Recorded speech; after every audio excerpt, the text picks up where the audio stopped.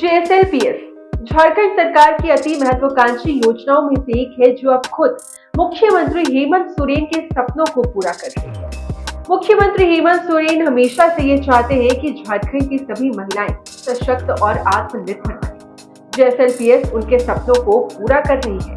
दरअसल इस योजना से जुड़कर झारखंड की कई महिलाएं आत्मनिर्भर बन रही हैं, साथ ही अपने हाथों को मजबूत कर रही हैं। जामताड़ा की अगर बात करें तो ऐसी कई महिलाएं हैं जो जेएसएलपीएस के माध्यम से सशक्त और आत्मनिर्भर बन रही हैं।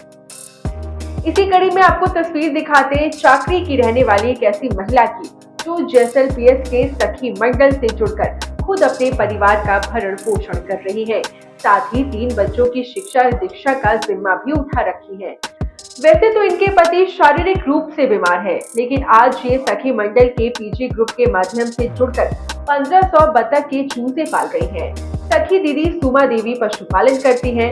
मौसम और समय के अनुसार सभी प्रकार के अपने होल्डिंग सेंटर में कभी मुर्गियां तो कभी बकरी रखती है। वही वर्तमान समय की बात करें तो वो 1500 बतख के चूजे का पालन कर रही है और चूजा गिराते हैं।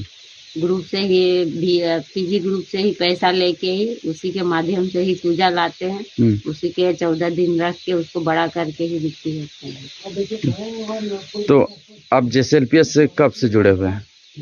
2028। 2018। हाँ 18। आप इसके अलावा और क्या करते हैं? और गाय है, गाय पालन भी करते हैं।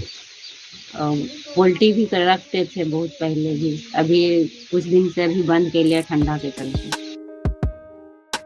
वहीं बीआरपी सुशीला मुर्मू बताती हैं कि सखी दीदी सुमा देवी बहुत ही मेहनती महिला है। वो समय समय पर पशुपालन करती रहती हैं।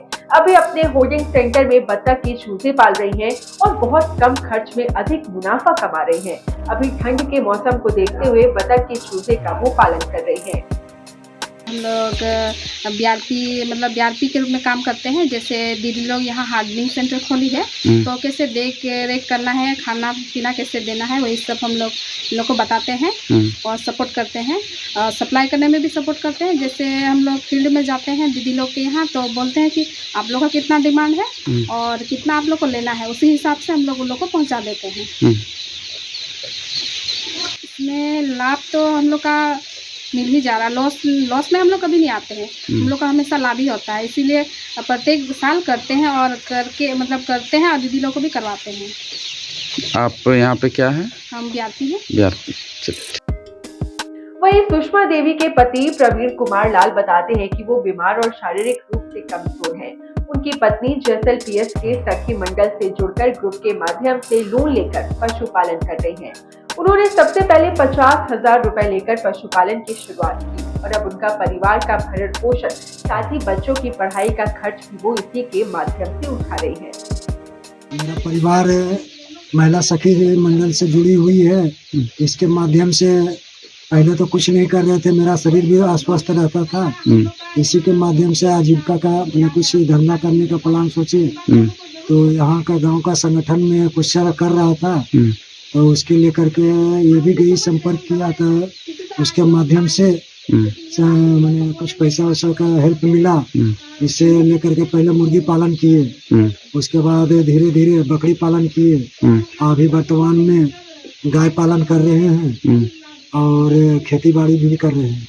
जेएसएलपीएस से कितना मदद मिल पाया? जेएसएलपीएस से जो हमको दरकार जैसे पड़ गया, शुरुआत में हम लोग लिए थे 50,000 रुपया, उसी से स्टार्टिंग बिजनेस किए।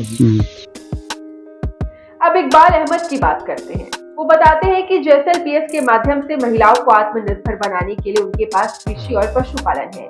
इसके माध्यम से महिलाएं आत्मनिर्भर तो बन ही रही हैं, इसके साथ साथ उनका पूरा परिवार भी चल रहा है।